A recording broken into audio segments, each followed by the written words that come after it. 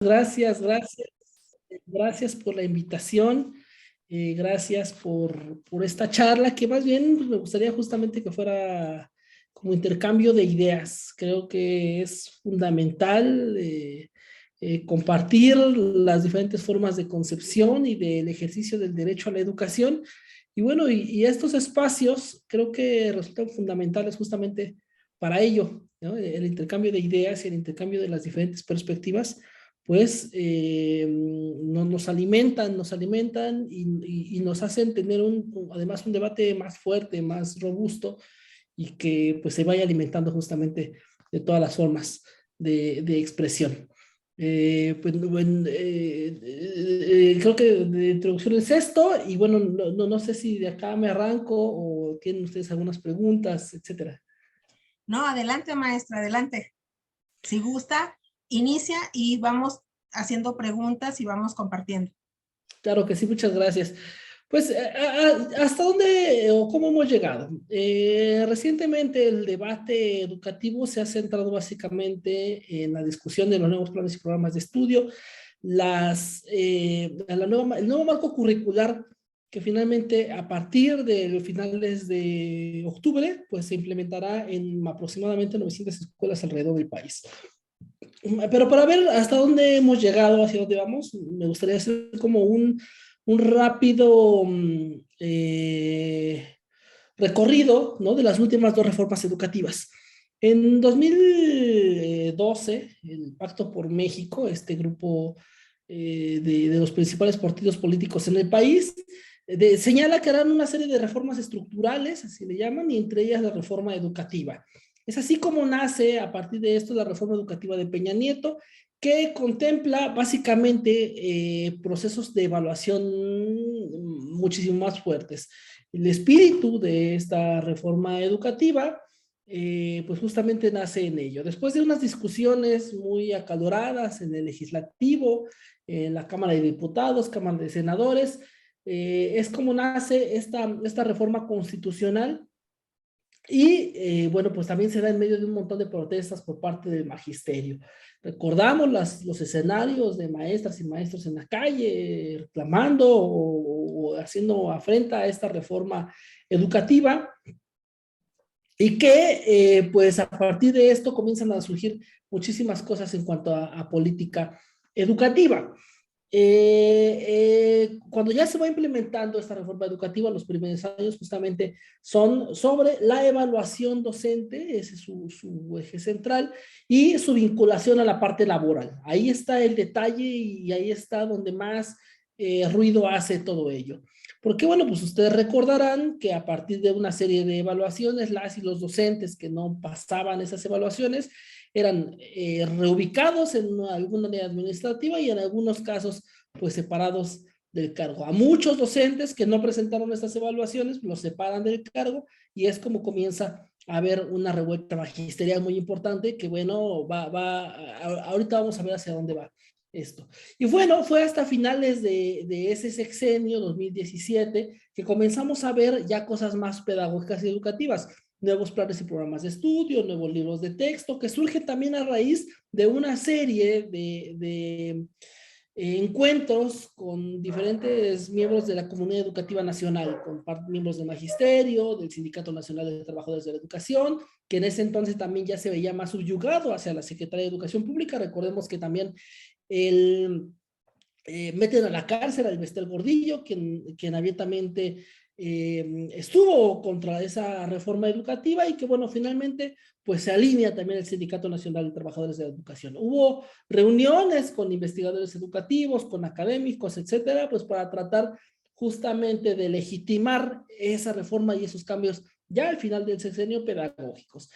Vienen las elecciones, vienen más bien las campañas, y pues Mario Delgado, en ese entonces senador, parte del legislativo, señala que no iba a quedar ni una coma de esa reforma educativa, pues aunque él mismo haya votado a favor. Buena parte del magisterio compra este discurso de nunca más una reforma educativa sin los maestros, y bueno, también eso fue parte del apoyo a López Obrador por parte de la comunidad educativa.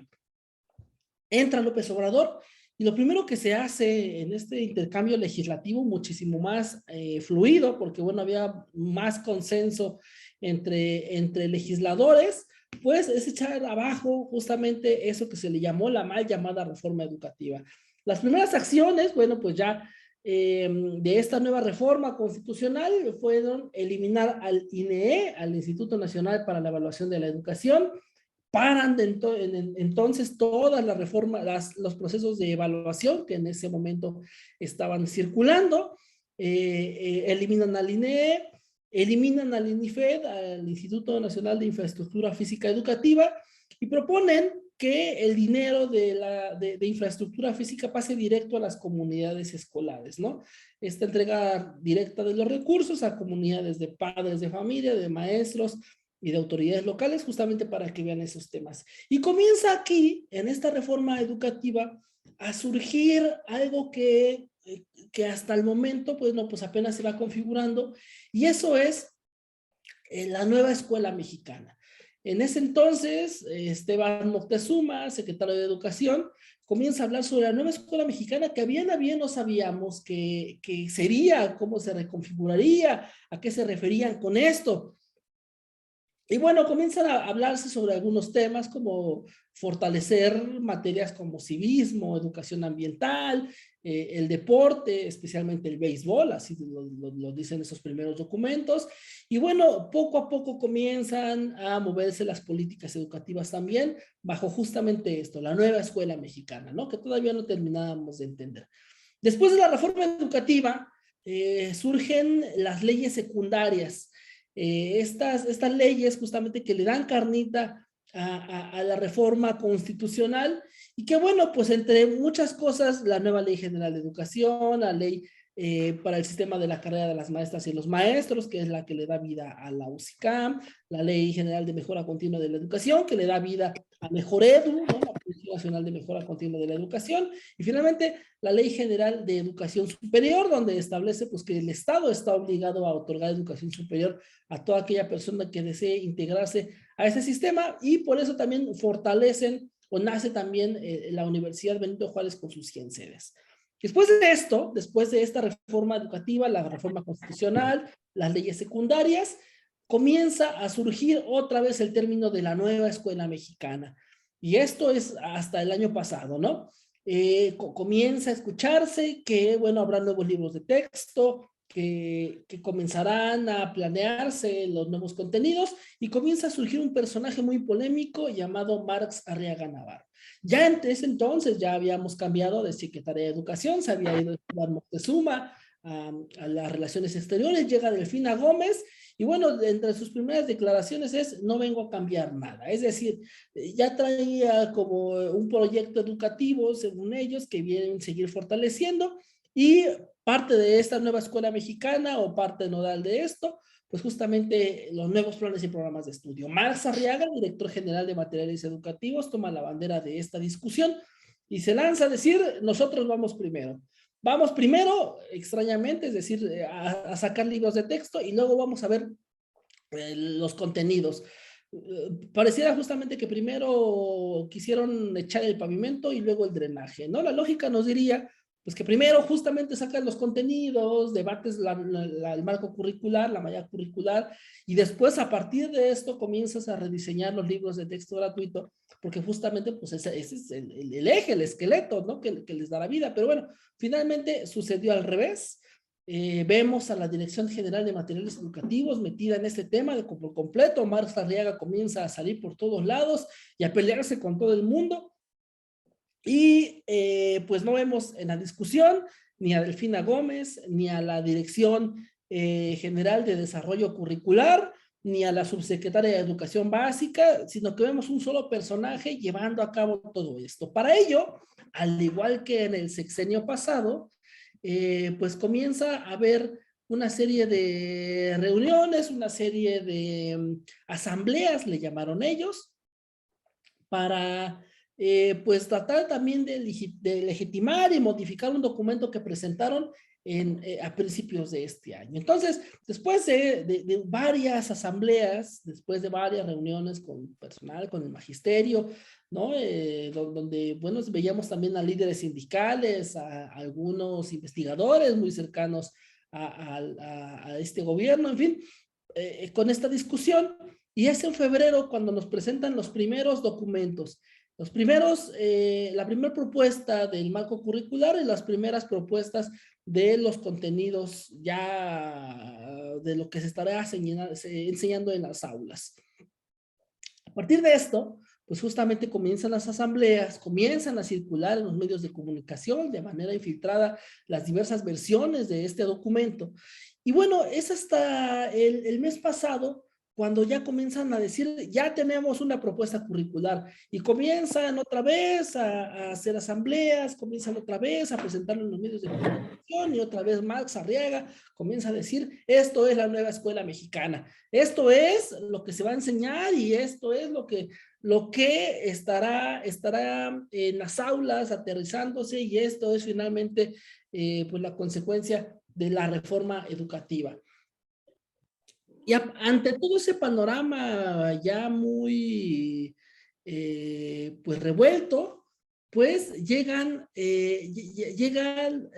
las elecciones internas de Morena para pues elegir la candidata o el candidato al gobierno del Estado de México. Resulta que Delfina Gómez pues es quien encabeza estas encuestas por parte del movimiento político. Y bueno, se designa a ella como, pues, que va al frente justamente para estas elecciones, y tenemos otro cambio ya al final de la recta de titular de la Secretaría de Educación Pública. Llega entonces Leticia Ramírez, pues para justamente tratar de aterrizar este proyecto, que es uno de los proyectos más importantes que ha tenido el gobierno en materia educativa, y que bueno, finalmente pues ya viene de mucho tiempo trabajándose, y que pues finalmente es el trabajo de aterrizarlo en las aulas.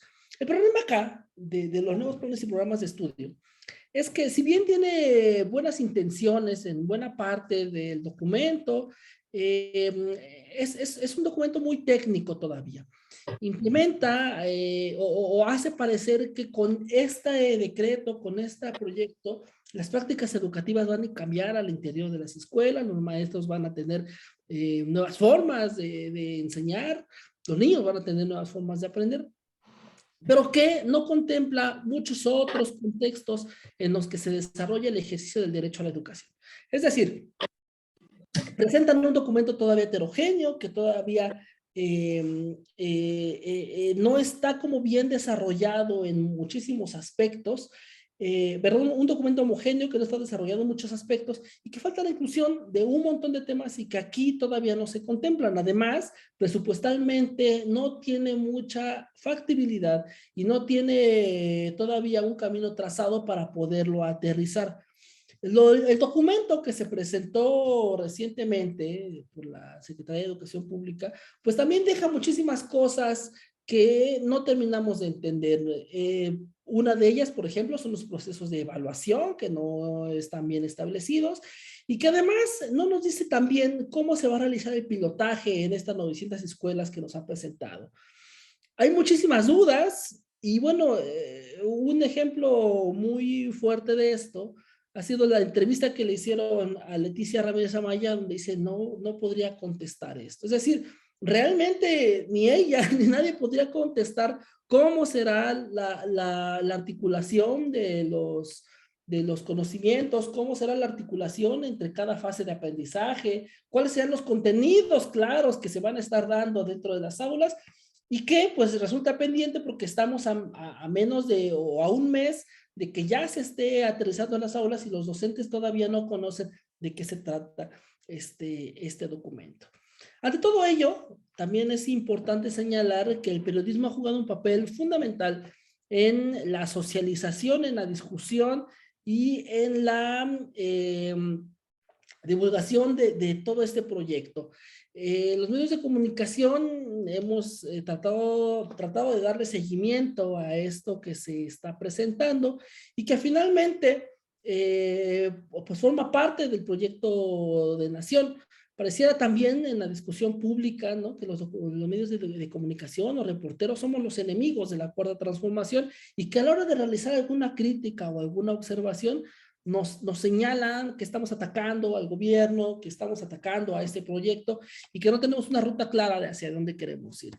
Creo que es importante tratar de tener un diálogo abierto con las autoridades educativas, crear puentes entre justamente autoridades, investigadores educativos, docentes, padres de familia, en fin, toda la comunidad educativa, pues justamente para tratar de disipar muchísimas dudas que han estado en el aire y que se han mantenido a lo largo del tiempo en lo que ha durado toda esta discusión educativa. También pareciera que la Secretaría de Educación Pública es usada solamente como un trampolín político, electoral, por parte de muchas personas, principalmente por Delfina Gómez, y que, bueno, pues aún no llega, ¿no?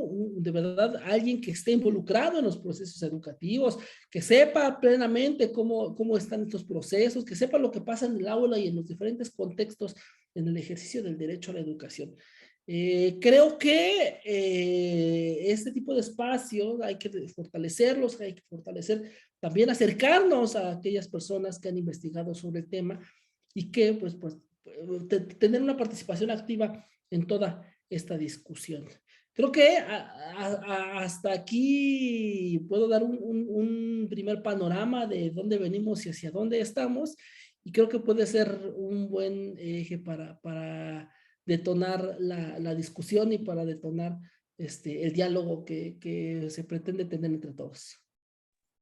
Muchas gracias, maestro. Sí, sin duda, creo que hay lecciones que todavía no aprendemos en el caminar de casi ya 100 años, bueno, 100 años, ya vamos el 3 de octubre nuevamente a cumplir desde la creación de la SEP, 101 años, y creo que en este tiempo una de las tantas que no hemos aprendido probablemente ha sido evaluar para poder tener claridad hacia dónde dirigir, ¿no?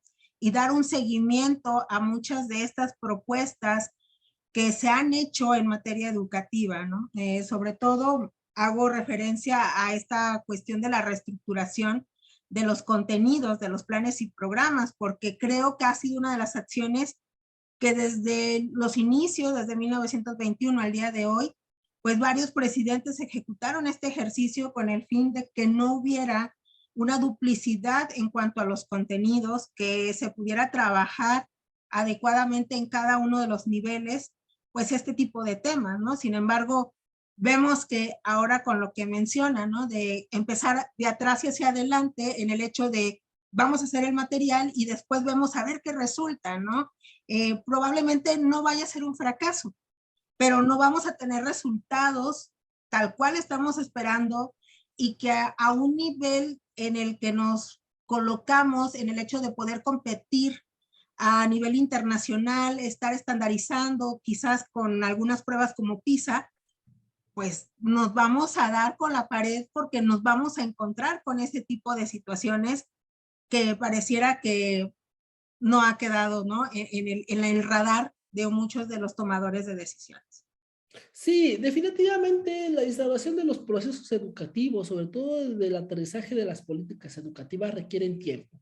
Sí. Cuando entró Enrique Peña Nieto y este Pacto por México comenzó a plantear la posibilidad de la reforma estructural, muchos académicos y críticos pues señalaban que un proceso educativo requiere al menos 10 años, ¿no? Para ver los primeros resultados.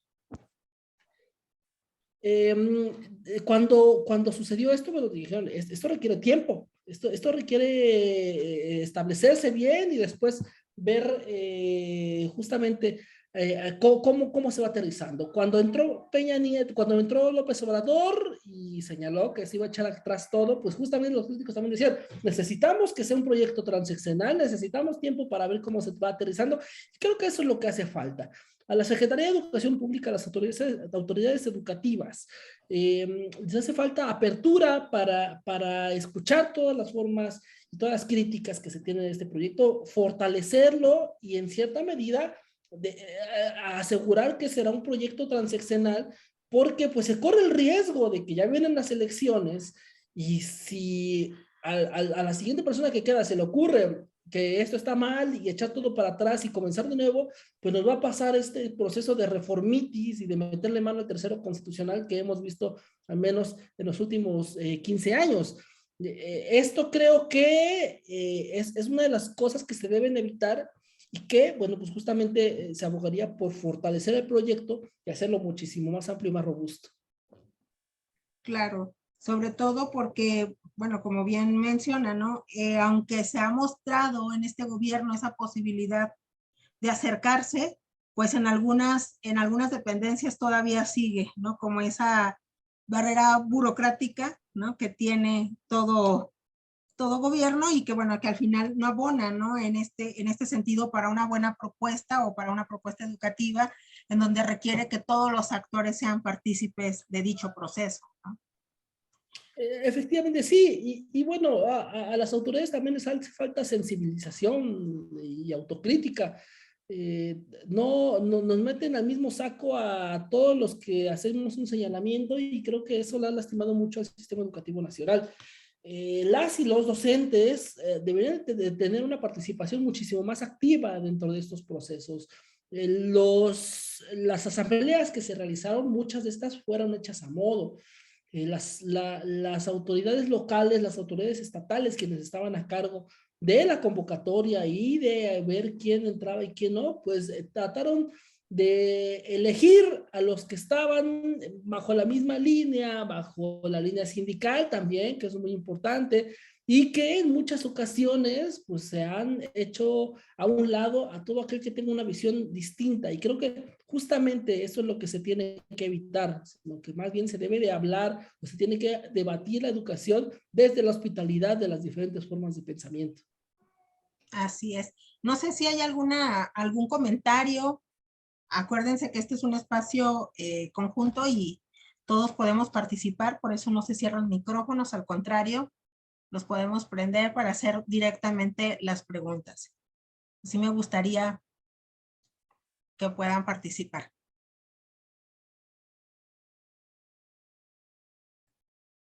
Adelante, maestra Bárbara, bienvenida. Gracias.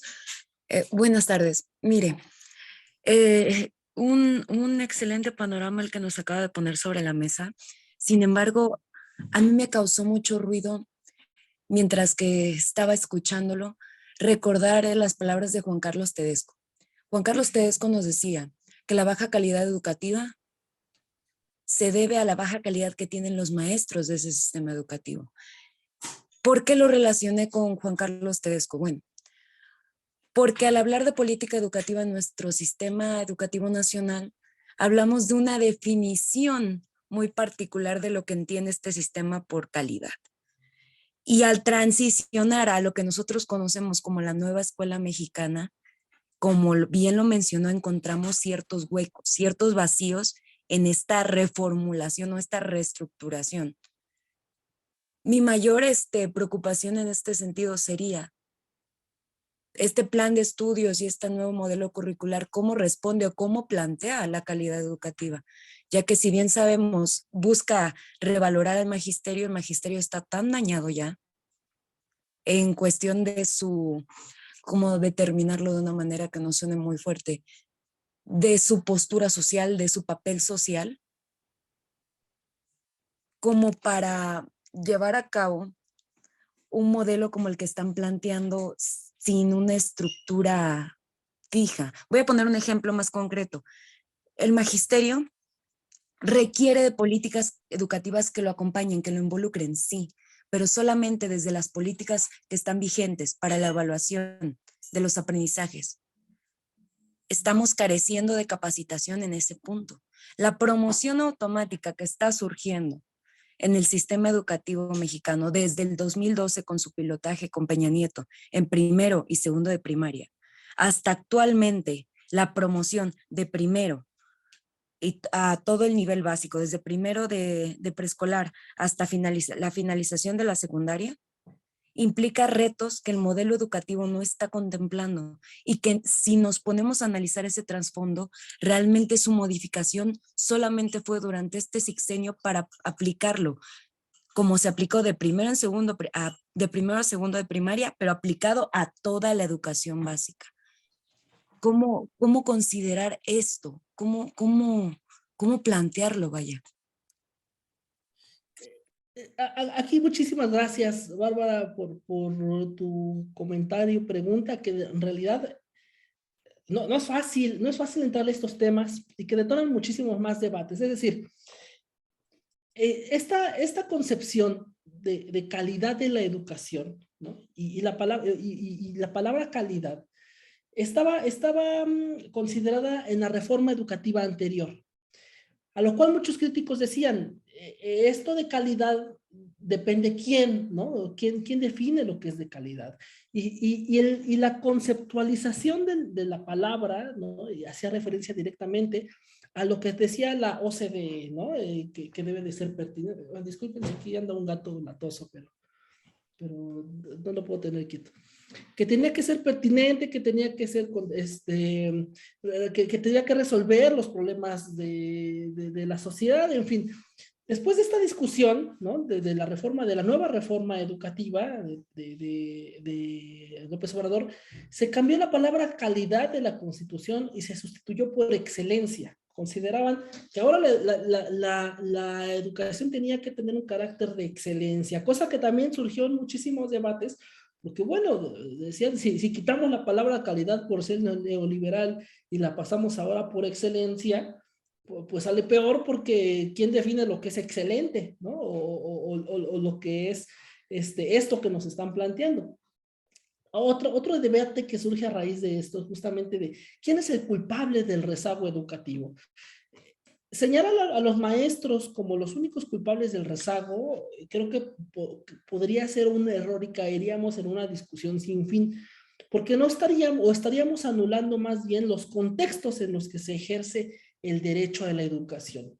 Durante el sexenio pasado se decía, bueno, el agente fundamental es el maestro, y si la calidad de la educación está mal, es porque el maestro no está bien formado.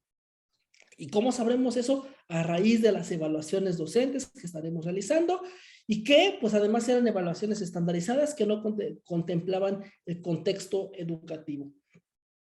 Creo que los factores asociados a la excelencia educativa o a la calidad educativa, como se quiera ver, tiene que ver muchísimo más allá justamente de la formación docente.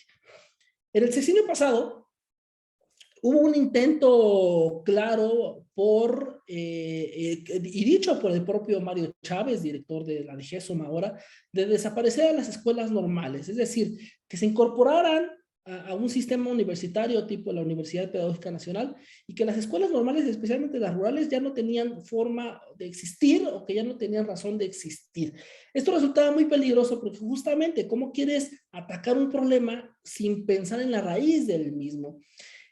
Se esperaba que con el nuevo sexenio el fortalecimiento a las escuelas normales, a las escuelas formadoras de docentes, fuera muchísimo más grande, lo cual no sucedió.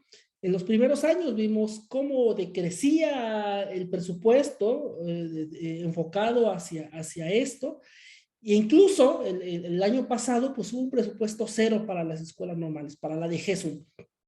Esto resultaba muy peligroso, porque justamente, ¿cómo quieres tener a los mejores maestros pues con 0 pesos, ¿no? Cuando no hay un fortalecimiento en su infraestructura, en la formación de los formadores, en los materiales, etcétera, cosa que justamente pues hacía muchísimo más daño al sistema educativo nacional. Ahora, hablar de formación docente también es un tema tremendo, y que detona todavía otros debates muchísimo más profundos, ¿no? ¿A dónde se están yendo los buenos maestros, o lo que se considera buenos maestros?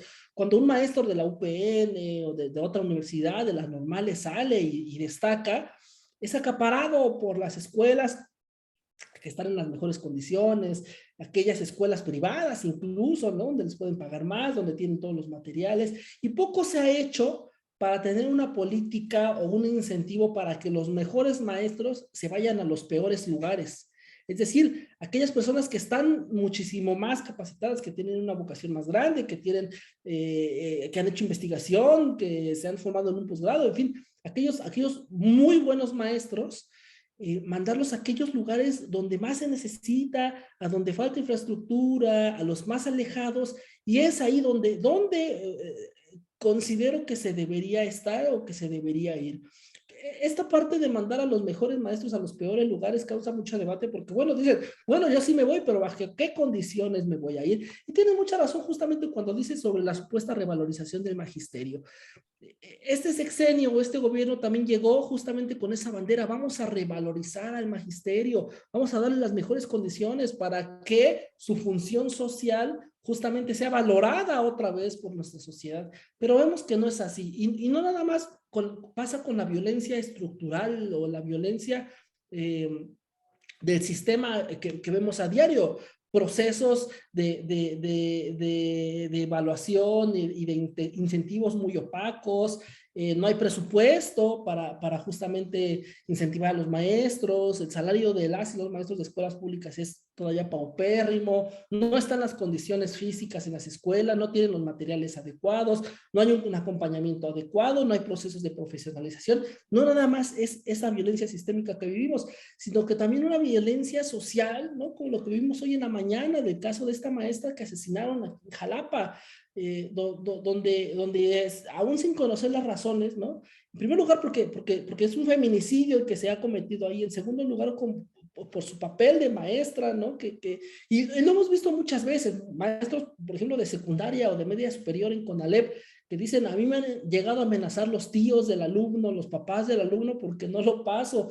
Me han llegado a mandar mensajes de mucha violencia, me han llegado a decir que si no los apruebo me van a matar, en fin. La figura del maestro o la revalorización del maestro, creo que todavía la vemos muy lejos y las pruebas están ahí.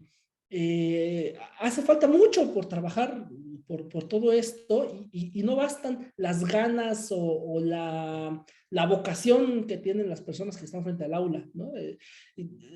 Todo lo estructural, todo el contexto en el que se ejerce el derecho a la educación y en el que se aterrizan las políticas públicas, pues todavía son deficientes para llegar hasta ese momento de revalorización.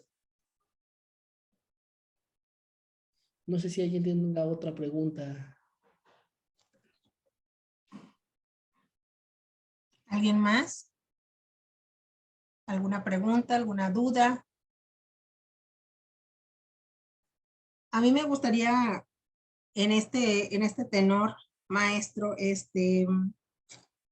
dentro del discurso de este proyecto de plan curricular, una de las tantas frases que hace alusión es la de poder transformar el currículum de la educación básica, ¿no? Y que la pieza clave de toda esa transformación es el maestro, ¿no? Nuevamente ponemos al maestro ahí al frente, al centro, sin armas, ahora sí que sin el escudo, sin una capacitación, como bien decía, con esta cuestión de los salarios, ¿no? Bajos, que aun cuando se menciona en el caminar de la historia que se buscó poder desde los sindicatos establecer como estos vínculos con los gobiernos, pues la historia no la sabemos perfectamente, ¿no? El beneficio probablemente no fue tal como queríamos nosotros en el caso del magisterio. Pero también esa transformación de la que se habla para un objetivo fuerte, sólido para la educación básica requiere, ¿no?, de diversos actores. ¿Cuál sería lo prioritario que habría que poner al centro para empezar a trabajar pues toda esa transformación educativa a nivel básico y sobre todo a nivel curricular? ¿Qué es en donde tendríamos que estar todos los reflectores puestos para empezar a encauzar esta propuesta que pareciera que al día de hoy no tiene pues pies y cabeza, ¿no? Todavía en este caminar. Hay algo en investigación educativa que le llaman los factores asociados al aprendizaje. Todos estos contextos en los que se han desarrollado la educación o lo que se desarrolla en la educación y que son cosas básicas y que son transversales además y que unas sí tienen que ver justamente con lo pedagógico, con lo técnico y otras no tanto. Creo que atender primero las cosas urgentes sería fundamental. Quiere decir esto, infraestructura física de las escuelas que tengan los servicios básicos para operar, energía eléctrica, agua, techos, paredes. Resultaría fundamental. Después, ver las condiciones en que van las y los niños a los salones de clases. Van muchos de ellos todavía sin comer, con mínimo apenas en el estómago, y que eso, aprender con hambre resulta muy difícil o casi imposible realizar. Otra cosa que creo que se debe considerar definitivamente es el salario de las y los maestros.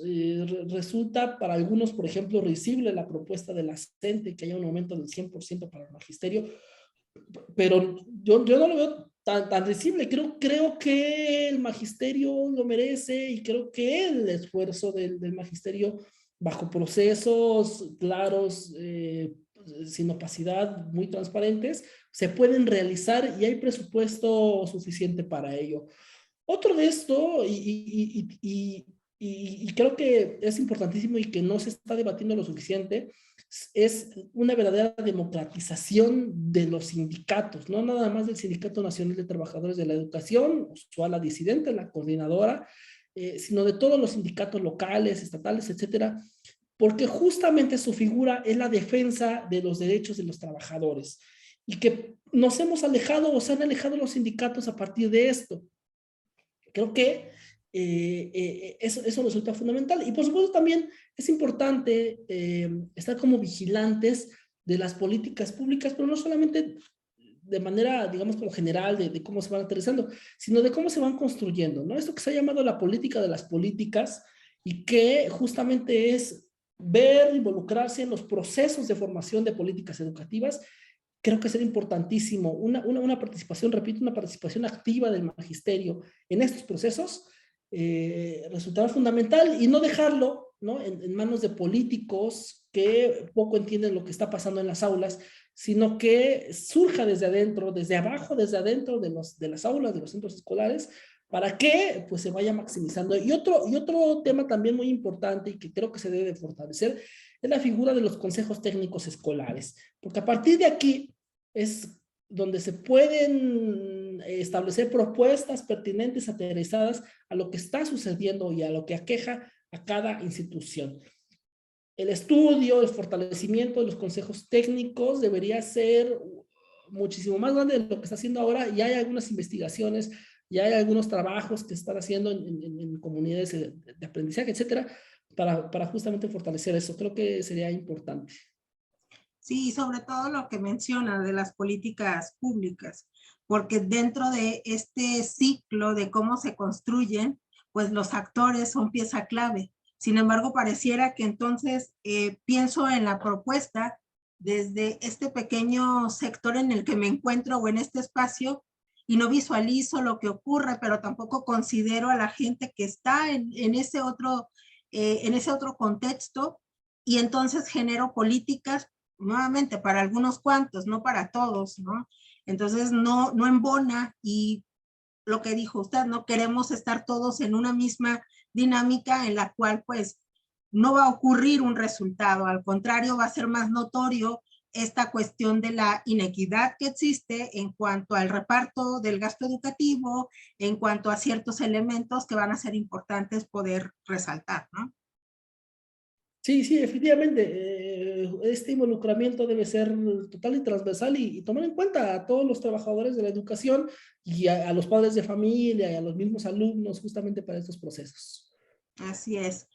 Guillermo López, el maestro Guillermo López tiene una pregunta. Adelante, maestro. Sí, hola, buenas tardes. Espero que se me escuche bien.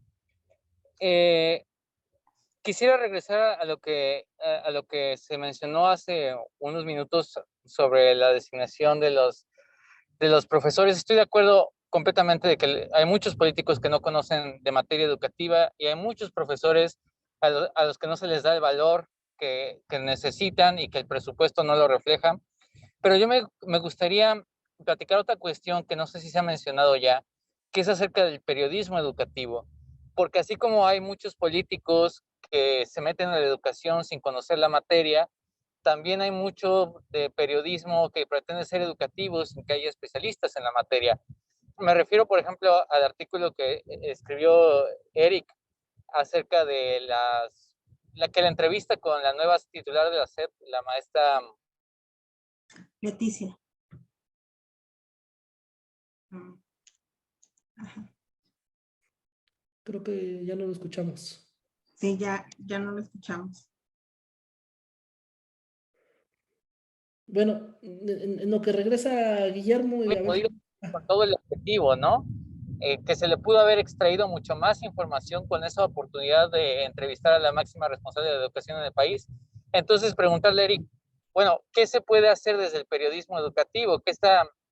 ¿Existe algún círculo, algún grupo de periodistas en esta materia aquí en México o en Latinoamérica que puedan ir formando a nuevos periodistas especializados o que ayuden a los especialistas a participar en la comunicación de los saberes o de sus análisis? Porque hay muchos analistas que son invitados a los programas, pero existe esa misma cantidad de periodistas educativos que estén teniendo ese lugar en los medios, dada la importancia de la educación en nuestro país. Muchísimas gracias, Guillermo, por tu pregunta y por leer los textos que voy publicando. Pablo Latapí, el padre de la investigación educativa en México y Latinoamérica, decía que hay tres formas de incidir en la toma de decisiones políticas. Como asesor de los tomadores de decisiones, como crítico de los tomadores de decisiones y de las políticas educativas, y como periodistas.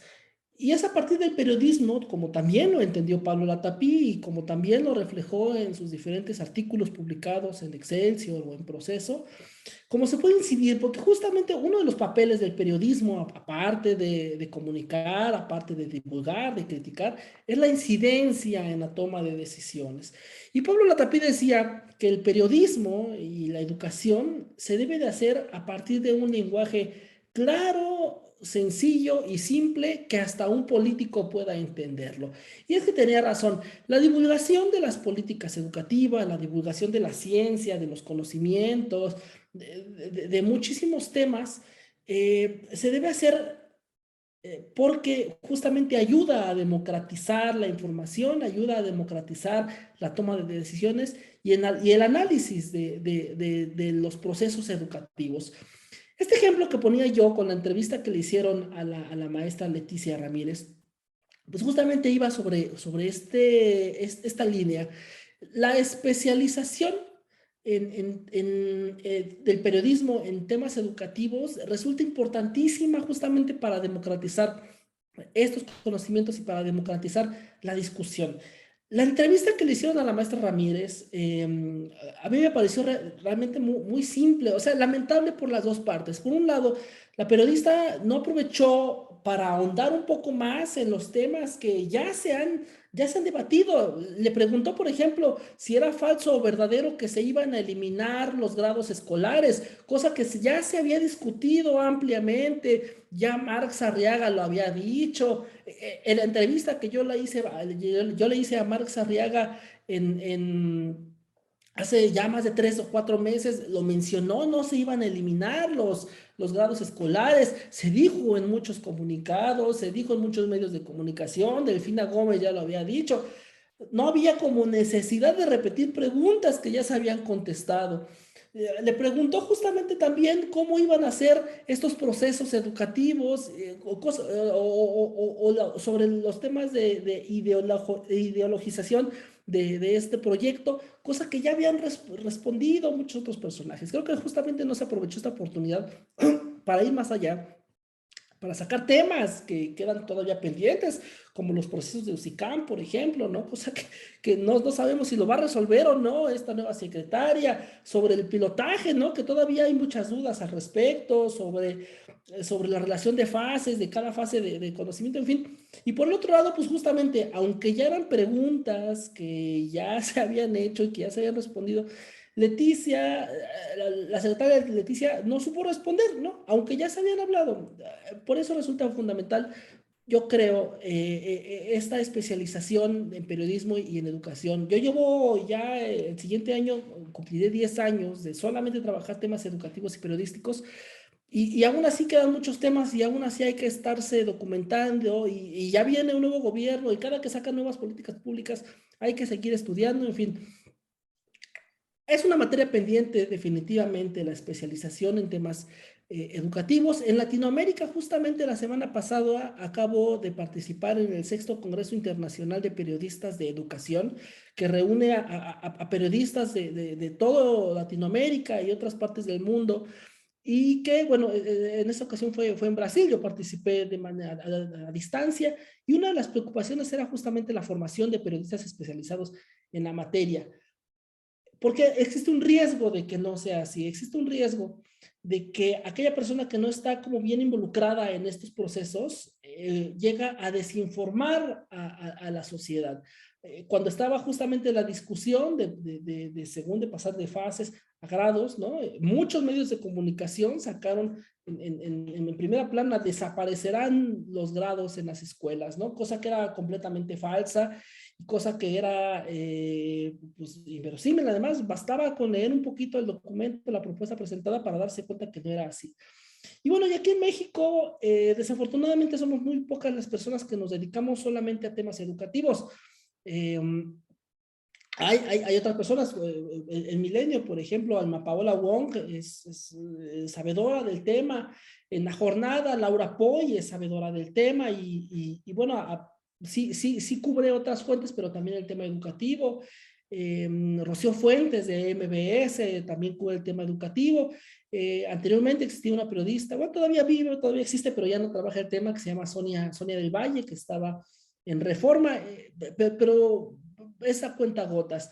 Creo que las escuelas de periodismo justamente tienen ese pendiente y oportunidad de establecer pues programas especializados para ello. En la Universidad Iberoamericana yo coordino el Laboratorio de Periodismo y Política Educativa, donde justamente se hace una invitación tanto a reporteros como docentes, a personas interesadas en el periodismo y educación, a realizar esta formación. Y lo mejor es que es gratuito, ¿no? Estos talleres que vamos dando cada año hacemos 6, 7 talleres por todo el país, pues justamente para tratar de ir reduciendo esas brechas de profesionalización en temas de educación y periodismo. Y bueno, y ante ello también hay un pendiente enorme sobre los temas de divulgación en general, ¿no? De divulgación de la ciencia, sobre todo en temas de investigación educativa, pues que justamente es donde se han encontrado muchísimas respuestas a diferentes problemáticas, pero pues justamente como no hay una correcta divulgación, muchos de estos resultados de investigaciones o de propuestas no llegan a las aulas o no llegan a los docentes.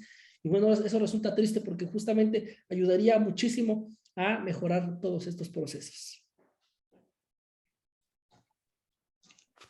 No sé si hay otra pregunta o algún otro comentario. Sí, por favor, anímense. Digo, creo que es un tema bastante interesante y tenemos el espacio para poder compartir, para poder debatir, ¿no? Respecto a estos puntos que me parece que son esenciales en estos momentos. Y yo me permito, antes de que vea por ahí levantada una manita, creo que se vuelve también importante por parte de los que estamos en el gremio de la educación, pedagogos, del área de ciencias de la educación, tener, ¿no?, una línea específica en este rubro de periodismo, porque al final emitimos siempre una opinión, emitimos una crítica, participamos, ¿no?, porque aun cuando hacemos investigación para un proceso de titulación, llega el momento o el escenario en el que puedes compartir con otros compañeros y creo que eso también hizo falta en su momento con muchas otras reformas. Yo recuerdo perfecto cuando entra la reforma que se hace con Enrique Peña Nieto y pasó lo mismo que ahorita está sucediendo con las famosas fases, que de repente cada quien entendió lo que quiso, como quiso y aplicó en el aula ciertos elementos y había una desinformación que generó sin duda estrés, en los profesores, una situación en donde el profesor de plano ya no quería saber absolutamente nada de qué es lo que tenía que hacer con este tipo de procesos.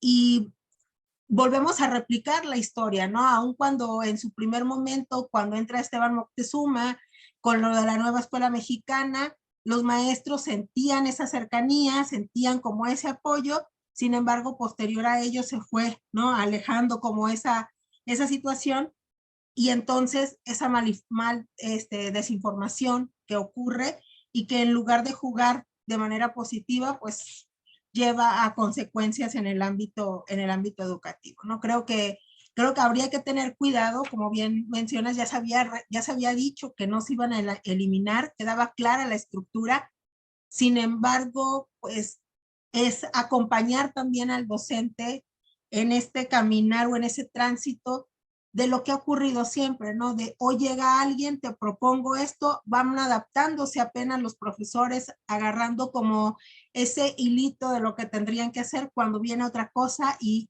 cambia la jugada para ellos, y es volverte a informar, volverte a preparar, volver a adquirir herramientas, capacitación que pueda fortalecer este ejercicio, ¿no? Creo que eso es lo que probablemente puede ser también una situación pendiente, ¿no? Dentro de todos estos puntos, no abandonar al profesor como la pieza clave de este rompecabezas y brindarle esta cercanía que requiere en este tipo de ejercicios. Sí, y estos problemas de comunicación y de divulgación son estructurales. Por ejemplo, Silvia Schmelkes me decía hace poco que en el Instituto Nacional para la Evaluación de la Educación justamente lo que les falló fue eso, a la hora de compartir cuáles eran las atribuciones de cada institución, ¿no? Decían, a nosotros nos tocaba diseñar y aprobar los sistemas de evaluación, pero a quien le tocaba ejecutar era la SEP, ¿no? Y nos echaron toda la culpa de los procesos de evaluación. Pero justamente eso pasa, ¿no? Y eso pasa ahora, por ejemplo, con Mejoredu, ¿no? Con la Comisión Nacional para la Mejora Continua de la Educación, aunque sí están haciendo investigación educativa, aunque sí están sacando varios materiales que de verdad tienen un valor importante, pues no está llegando a los lugares que deberían de llegar y a donde más se aprovecharían para todo esto. Los retos de la divulgación y de la comunicación de estos temas educativos, pues todavía son muchos y de verdad es importantísimo hacerlo. Y bueno, y por ejemplo también la participación activa de los docentes en los medios de comunicación, pues es fundamental porque si hay un pulso que está midiendo la Secretaría de Educación Pública, por lo menos en Educación Futura, ¿no? O en Revista Aula, las revistas que yo dirijo, pues son fuente de consulta diaria de los secretarios, de Marx Arriaga, de etcétera, ¿no? Y pues aprovechemos que están estos espacios, que son espacios abiertos. Además, aquí les hago una invitación para que nos manden textos, colaboraciones, videos, todo el material, opiniones que tengan, pues para que aquí se publique y pues justamente tenga un impacto, una repercusión en la toma de decisiones. Creo que solamente hace falta justamente que la gente se anime a escribir, a participar, a mandar un video, etcétera, pues para estar en este debate educativo y robustecerlo y que todos seamos parte de ello. Maestro Eric, ¿cómo posiciona o cómo ve, no sé si sea reto, oportunidad o quizás para el mismo sistema está siendo, no sé, un obstáculo, o no visualizo cómo lo podrían ver, el tema de la inclusión? Porque aun cuando en el discurso se habla mucho, todavía está pendiente. Creo que no se ha enfocado hacia un programa bien aterrizado, bien estructurado o redondeado para poder hablar de este tema que se vuelve hoy prioritario, y que creo que no solamente México, en varios países estamos trabajando por este tema de la inclusión, esta cuestión de la multiculturalidad también, que es importantísima y que bueno, pues México lo tiene, y pareciera que no estamos aprovechando todos estos elementos para poderlo trabajar. ¿Cómo lo visualiza? ¿Como un reto, una oportunidad? ¿Qué estaría haciendo falta para ese tema? La inclusión entendémosla o la entendemos como el proceso de identificar y responder a la diversidad de las necesidades de todos los estudiantes a través de mayor participación en justamente el aprendizaje, en las culturas y las comunidades, y reduciendo la exclusión de la educación. Es decir, hay un concepto que he estado repitiendo mucho, que es el ejercicio del derecho a la educación, pues justamente que debe involucrar, además, cambios, modificaciones en contenidos, ¿no? Cosas que es muy importante, en aproximaciones y estructuras y estrategias para ejercer ese derecho, con una visión común que incluya a todos los estudiantes de todos los rangos de edad que lo necesiten, y una convicción de parte de todos los actores educativos, ¿no? De todos los niveles, de que justamente es un tema de responsabilidad del sistema para educar a todas y todos. Es decir, de palabras más simples, que la educación sea para todas y todos sin importar su contexto, sus condiciones. Nuestro sistema educativo tiene un problema todavía con esto, porque ni siquiera logramos dar una educación adecuada, pertinente, contextualizada a los niños o a los estudiantes que no requieren, entre comillas, contextos especiales, ¿no? Y ahora, no nada más hablamos, por ejemplo, de personas con discapacidad o de indígenas, o etcétera, etcétera, etcétera, sino hablamos justamente de tener en la mente todas las formas de pensamiento, todas las formas de vida, y hay que basarnos justamente en el principio de que cada niño tiene características, intereses, capacidades y necesidades de aprendizaje distintos, y que pues deben de ser los sistemas educativos los que deben estar diseñados, y los programas educativos diseñados también teniendo en cuenta esta amplia diversidad de dichas características y necesidades. Esta contextualización de la educación sigue siendo un reto muy fuerte dentro del sistema educativo, y se debe de ocupar justamente de aportar respuestas pertinentes a toda la gama de las necesidades educativas en los contextos pedagógicos escolares y extraescolares también, cosa que al menos en el papel la nueva propuesta educativa trata de tener, ¿no? Mantener la comunidad dentro de los procesos educativos. Y bueno, lejos de ser un tema marginal sobre cómo se pueden integrar a algunos estudiantes a la corriente educativa principal, pues justamente es un método, ¿no? Esto de la inclusión, en el que se reflexiona cómo transformar los sistemas educativos a fin de que justamente respondan a las necesidades de los diversos estudiantes. Y esto resulta indispensable que los docentes lo adopten de manera muy general, porque pues cada aula es una galaxia, porque cada cabeza es un mundo y cada niño es distinto. Entonces, es un reto que se debe atender también cuando estén las condiciones para poder atenderlo. Decíamos hace rato, ¿cuáles son una de las necesidades principales que se deben atender? Pues cosas básicas, porque muchas escuelas no tienen ni siquiera esto básico para poder atender a los estudiantes regulares, y pues menos se va a tener para atender a los estudiantes con necesidades distintas o con necesidades específicas. Finalmente, la educación es un derecho y no es un privilegio, ¿no? Y a partir de esto, pues justamente se tienen que hacer todas las adecuaciones para poder lograr una verdadera inclusión, que la escuela sea para todas y todos y no nada más para unos cuantos, o no nada más para los normales, como se ha dicho en algunos otros espacios educativos. Creo que ahí hay que trabajar todavía mucho al respecto, y que bueno, pues nos da para otra mesa de análisis, porque tiene muchísimas aristas para considerar este tema. Claro, claro, concuerdo, sobre todo porque, como bien dice, pues la infraestructura, la capacitación del profesor, ¿no? Que a veces no es que el profesor no quiera hacer este tipo de ejercicio, sino más bien, pues tampoco está preparado, porque desde su formación no hubo probablemente una capacitación, algo o alguna asignatura o asignaturas que le ayudaran a tener herramientas para poder trabajar con estos pequeñitos. Digo, nos ha tocado, yo creo que a muchos, de repente tener la posibilidad de, en el grupo, alumnos con alguna discapacidad, podría ser motriz, podría ser intelectual, pero si tenemos las herramientas es fácil, ¿no? Adaptas, generas el ejercicio en tu planeación, pero cuando no, es un problema, ¿no? Y hasta la misma institución no sabe cómo actuar. Y sin duda, luego nos pasa como bien dice maestro Eric,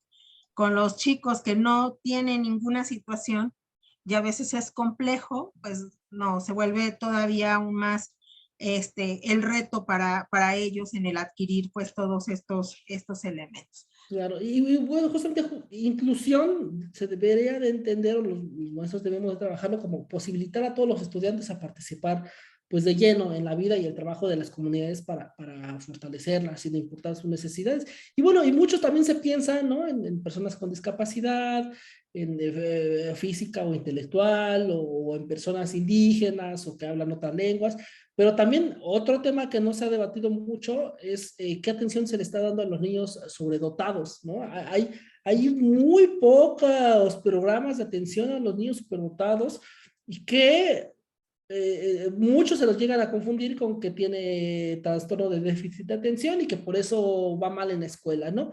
Creo que justamente el diagnóstico e identificación de los estudiantes con necesidades especiales, ya sea por alguna discapacidad o por una lengua indígena o porque son niños sobredotados, es un reto enorme y que no todas las escuelas pueden lograr, desafortunadamente, identificar a esta población. Es triste, pero pues tenemos también que atender este tipo de temas. Así es. No sé si hay alguna pregunta del auditorio. Aquí en el chat, Leslie Peregrino dice que si repito el nombre de la revista, sí, se llama Educación Futura y Revista Aula. Ustedes pueden enviarme sus textos, sus colaboraciones y yo con mucho gusto las reviso, les doy comentario y las publicamos en los espacios pertinentes. También, si hay alguna denuncia o algo más que quieran decir, está abierto el espacio de radio en el 97.3 FM, donde, bueno, los micrófonos están abiertos para todas aquellas personas que tengan que decir algo, que tengan que aportar algo. Entonces, ustedes pueden escribirme a mi correo, a mi teléfono, a mis redes sociales, y con mucho gusto lo podemos ver, lo podemos atender. Muchas gracias, maestro. De verdad. ¿Preguntas? Digo, nuevamente, recordemos, aprovechemos estos espacios. Creo que no estamos tan acostumbrados de repente a tener de frente a la gente que toma decisiones de política, que da o emite sus opiniones respecto a estos temas, pero creo que tendría que ser un ejercicio de todos nosotros para irnos fortaleciendo en este punto y poder, ¿no?, tener certeza de esta información que tanto nos hace falta a nosotros como gente que estamos dentro de este ámbito de la educación. Dice por ahí que a veces más vale tener conocidos que conocimientos y bueno, pues aprovechemos que ya nos conocemos, pues justamente para generar más conocimientos y más debate, fortalecerlo también.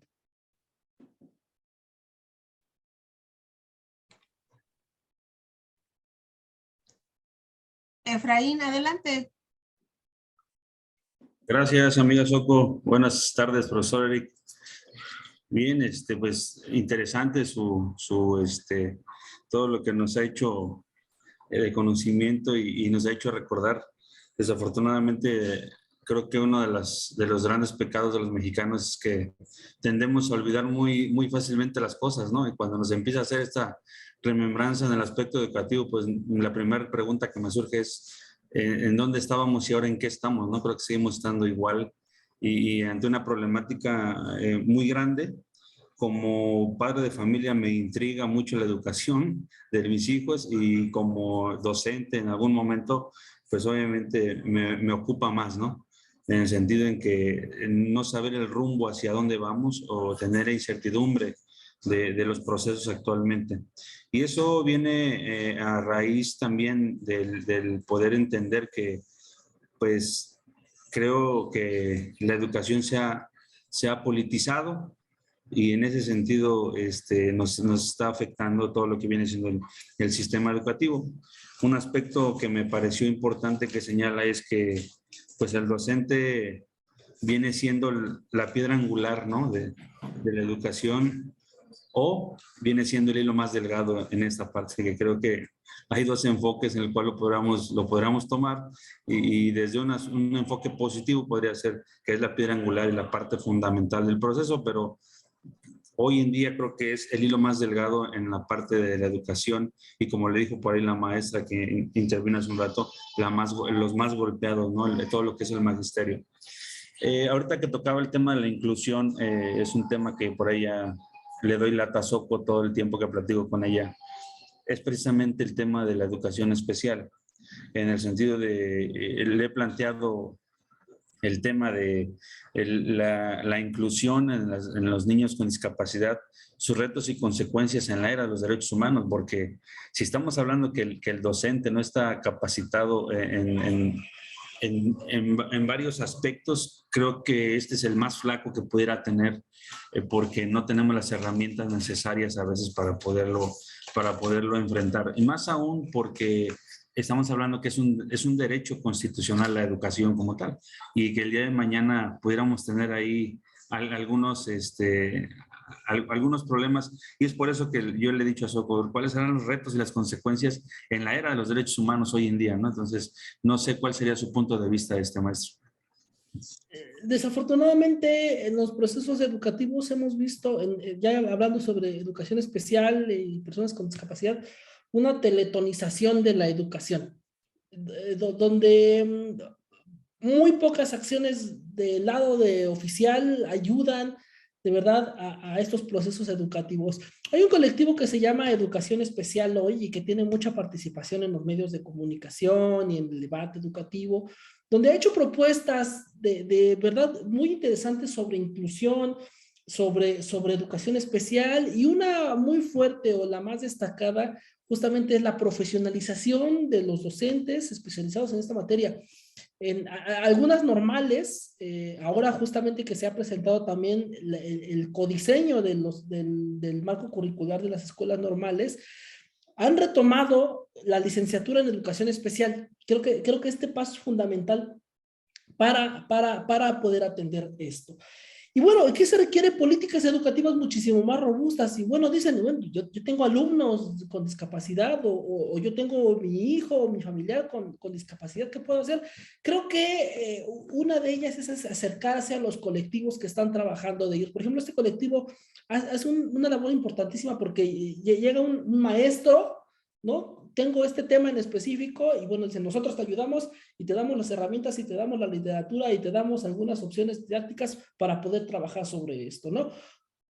Ellos, ¿no? Estos colectivos independientes, estos colectivos que están surgiendo así, están haciendo desafortunadamente la tarea que le debería de tocar al Estado. El Estado aún no puede responder de manera integral ante estas situaciones y creo que es preocupante porque justamente son ellos o es el Estado quien debería de garantizar la educación o las condiciones de vida mejor para las personas que más lo necesitan. Y bueno, hay otras organizaciones que bueno, también tienen objetos de lucro y que bueno también lucran con toda esta parte. Creo que eso sí se debería de erradicar porque forma parte justamente de lo que más le ha hecho daño a las escuelas. Y bueno, y a las escuelas también les hace falta infraestructura, como decíamos hace rato, para las personas con discapacidad, una mayor sensibilización por parte de toda la sociedad, de los niños, que los padres de familia hablen con sus hijos de las personas con discapacidad, etcétera. Son parte de toda la gama educativa. Creo que se debería de apostar en esto porque finalmente lo que se busca es que las personas con discapacidad sean independientes y tengan una vida digna, ¿no? Y cosa que ha costado muchísimo trabajo para quienes no tenemos discapacidad y cuesta el triple de trabajo para las personas quienes sí. Y además se debería de voltear a ver también a las y los cuidadores de personas con discapacidad. Creo que una política educativa robusta para los cuidadores, para los padres de familia, para todas las personas que están de cerca con personas con discapacidad, resultaría fundamental para mejorar las condiciones de quienes están involucrados en estos procesos. Creo que tienes otra pregunta, Efraín, levantaste la mano. Ok, muchas gracias. ¿Alguien más? Para que, digamos, bueno, o hago otra pregunta, porque a mí ya me surgieron varias. Estoy aquí muy propia escribiendo.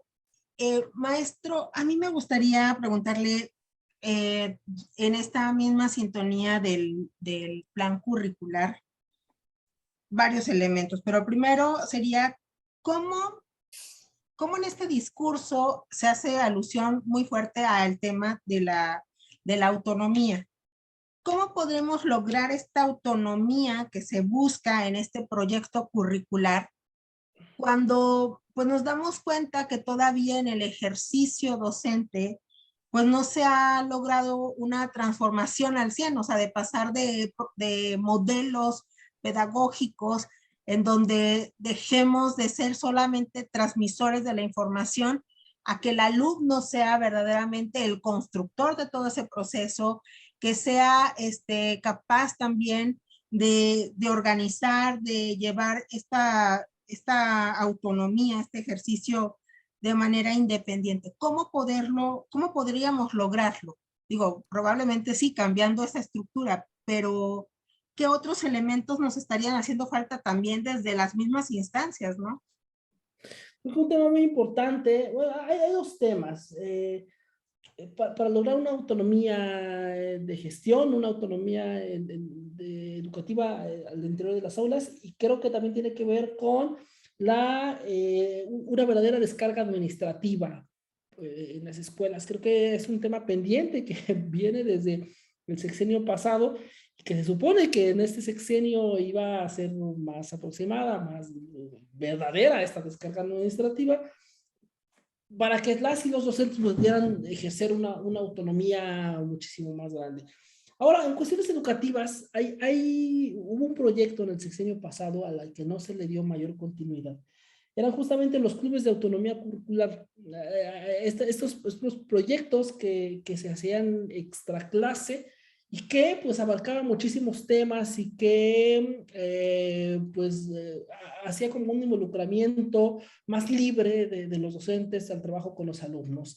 No continuó, ¿no? Ya en esta reforma educativa, pero también tenía como muchas rayas de origen y mucho de eso sí tiene que ver con los maestros, porque requería más trabajo, más planeación, más cosas administrativas por parte de los maestros, y muchos de ellos decían, bueno, ¿para qué lo sigo haciendo si no me van a pagar más? Si no voy a tener otra retribución al respecto, que la toso, pero que creo que funcionaba muy bien este tipo de temas. Les recomiendo sobre este tema una tesis de una investigadora que va egresando del doctorado interinstitucional en educación de la Universidad Iberoamericana, que se llama Alejandra Luna, que habla justamente sobre esto y sobre el fortalecimiento del Consejo Técnico Escolar. Aquí lo que les decía hace rato, da como propuestas muy claras, propuestas que se pueden aterrizar en las escuelas y que justamente va fortaleciendo todo ello. En cuanto puedas, te la comparto, Soco, para que la puedas compartir con los demás.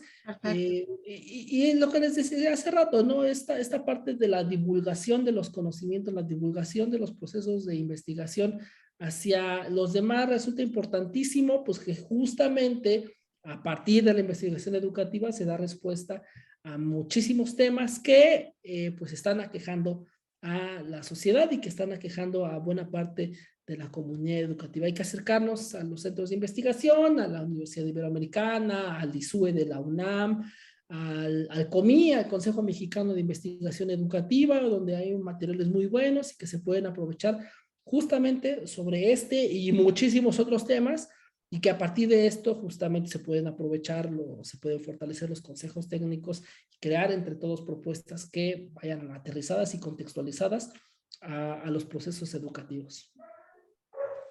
Muchas gracias. Maestro, y a todo a esta propuesta que ya vimos que no tiene un diagnóstico, ninguna evaluación como tal estructurado, sino más bien pensado a los que ellos consideran sería lo oportuno. ¿cree que hay un costo que pagar? Y si hubiera ese costo, ¿qué costo sería el hecho de no pensar, de no dirigir adecuadamente una propuesta curricular bien vinculada con esta acción de la nueva escuela mexicana? ¿Cuál considera que podría ser el más grande de los costos que va a tener que pagar este gobierno o la misma Secretaría de Educación?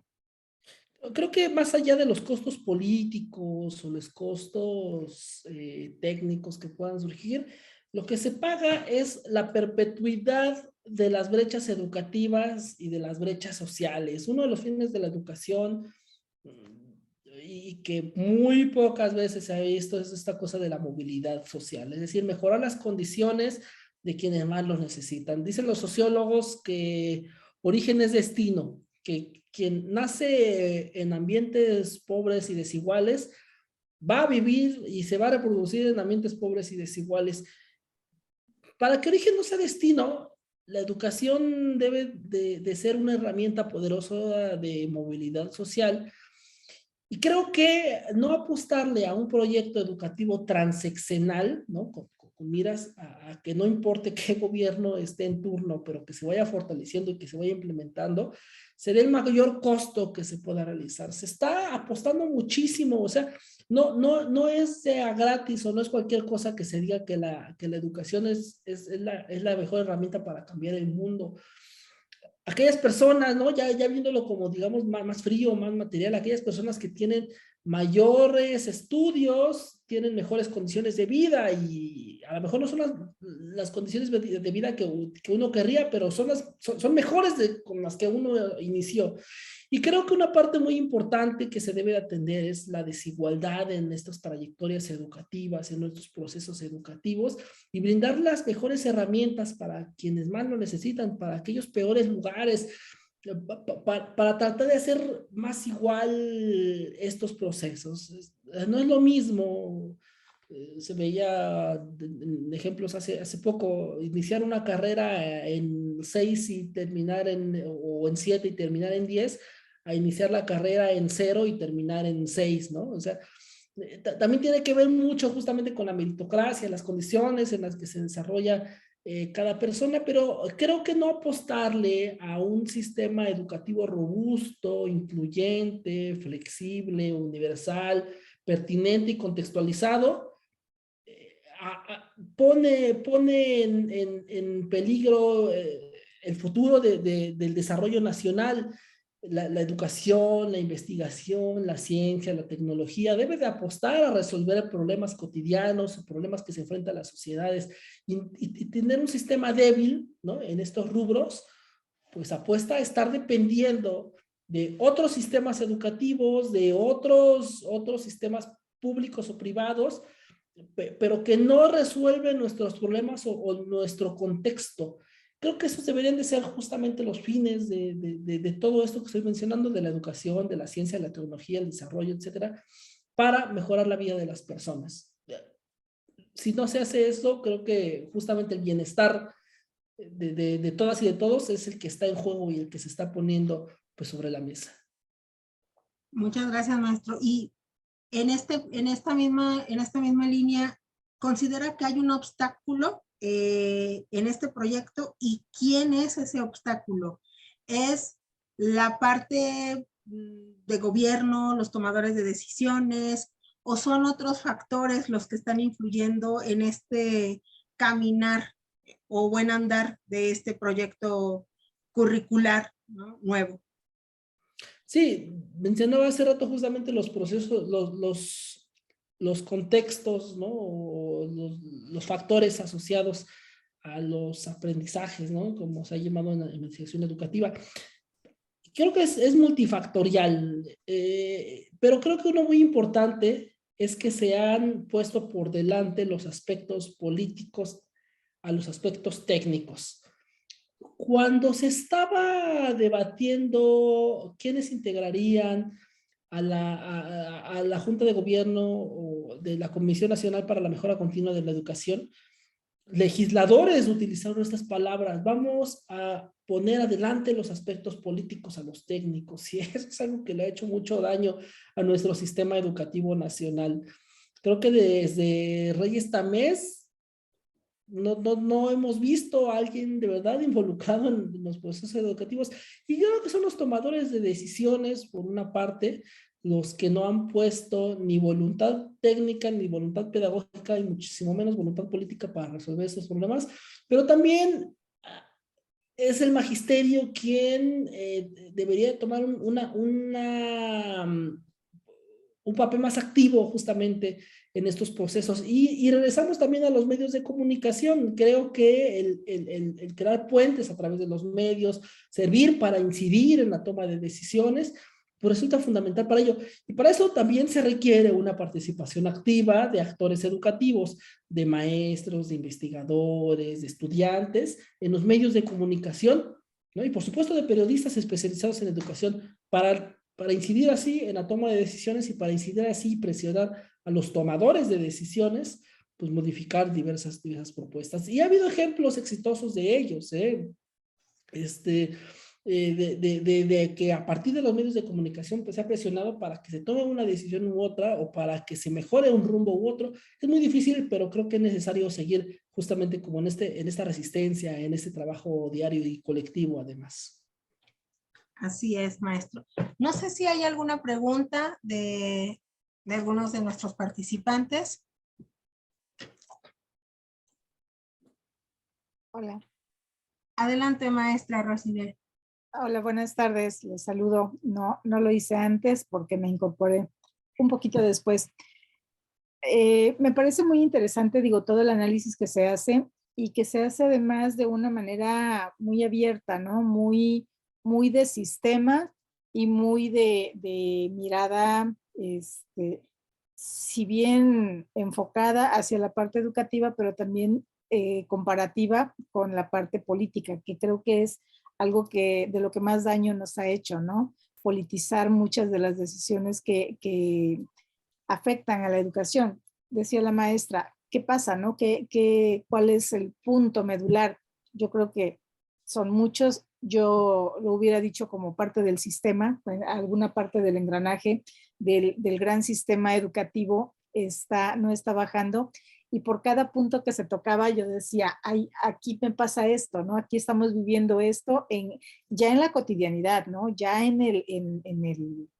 la parte última del sistema, ¿no? En los diferentes niveles, y hablaban de inclusión, y yo decía, estoy viviendo esto, y hablan de formación, y digo, y estamos viviendo el otro, y hablan de otro punto, y creo que todos nos están incidiendo de alguna manera y son parte del engranaje. Hablar de inclusión en escuela ya, y hablo de la media superior, que es donde está mi fortaleza. Hay situaciones muy complicadas y que son consecuencia de esas decisiones políticas que se dieron en algún momento, ¿no? Y retomo una que creo que es la que más nos afectó, que ningún alumno repruebe, ¿no? Entonces, en ese que ningún alumno repruebe, los chicos se fueron acostumbrando a que no importa que no hayas entregado todo, no importa que estés, bastaba con decir no tengo internet, no tengo computadora, no tengo algo, y entonces se fue pasando. Ahorita ya están en la presencialidad y los chicos se jactan, y lo digo así, llamo como tutora escolar, llamo a un grupo de niños, ¿no? A ver, chicos, sus maestros me dicen que no han estado entregando las actividades, que han estado faltando. Y me dice, ay, profa, pero ¿por qué ahorita nos quieren exigir si ya los primeros 2 años nos fueron pasando? Y yo creo que eso que se ve en la última parte de ese engranaje es consecuencia de una decisión de la alta gerencia, ¿no? De la alta dirección. Y como esa decisión, que fue una decisión, si bien pensando en el alumno, no fue con un fin centrado propiamente en el alumno, fue un fin centrado en la parte política de que no les afectara, ¿no? Y con eso se nos vienen otras situaciones.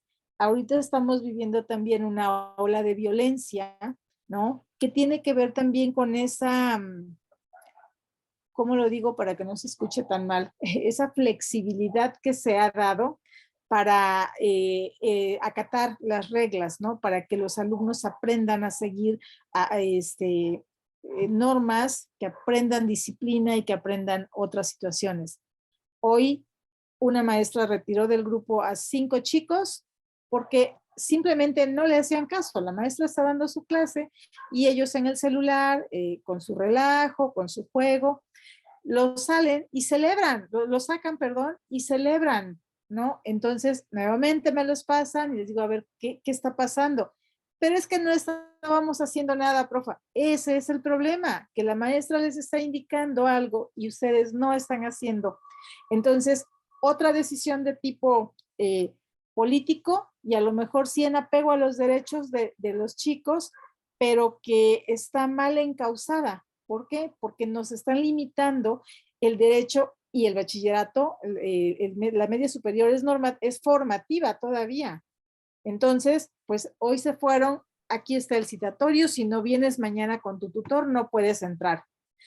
Y todavía les dije, y no me vayan a venir con el chantaje de que llegaron en la puerta, los regresaron y vienen a acusarme porque no los dejaron entrar.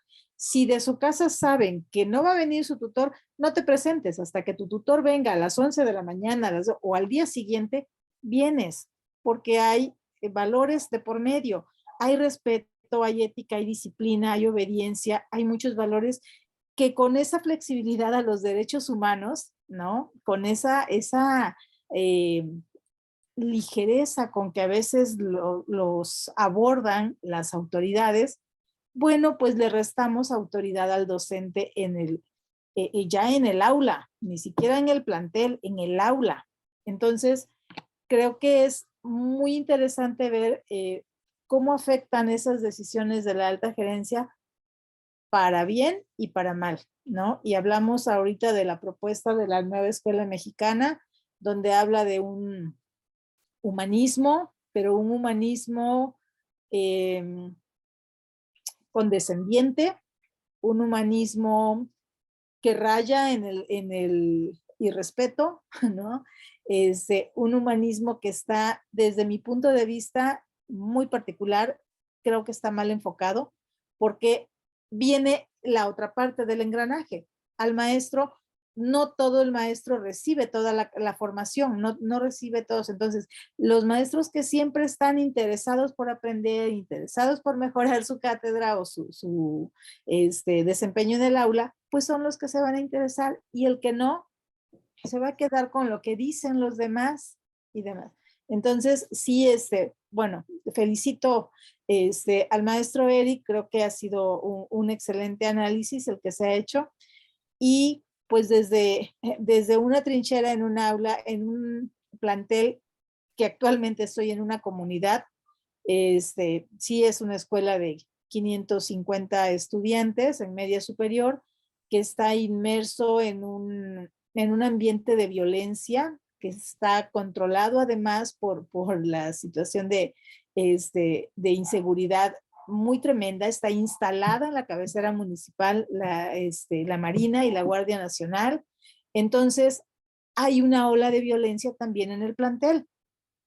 Ayer nos sacaron a un chico y hasta eso sucedió en el salón y todos acordaron no decir nada, de no ser porque pues llaman. El chico traía una cortada en la pierna con una navaja donde le tuvieron que poner 4 puntos, pero pues nadie dice cómo fue ni nada, solamente un niño se atrevió porque vio sangre y se asustó. Los demás, nadie dijo nada. Yo tengo todos los días al menos un reporte por violencia, por intolerancia, por todo. Digo, ¿qué hago con todos? Y luego nos dicen, hay que canalizar a la fiscalía. Pues me voy a llevar media escuela a la fiscalía, ¿no? Entonces, ahí sí le digo al director, me siento como, no sé, encerrada por una parte con lo que yo quisiera que se llevaran y por la otra parte con la presión social que hay de afuera, ¿no? Porque yo no sé qué alumno está relacionado con la gente que está allá afuera del crimen, que yo viajo sola y que en mi situación están otras personas, ¿no? Entonces digo, ¿qué hago? ¿Sanciono? ¿Educo? formo realmente o hago como que hago, y si se da una situación mayor, espero que haya una consecuencia o un efecto que igual me va a afectar, ¿no? Porque si algo pasa, dejo pasar un golpe, un grito, un empujón, pero al rato sucede algo más grande y van a decir, la maestra sabía, como se ha hecho siempre. Entonces, en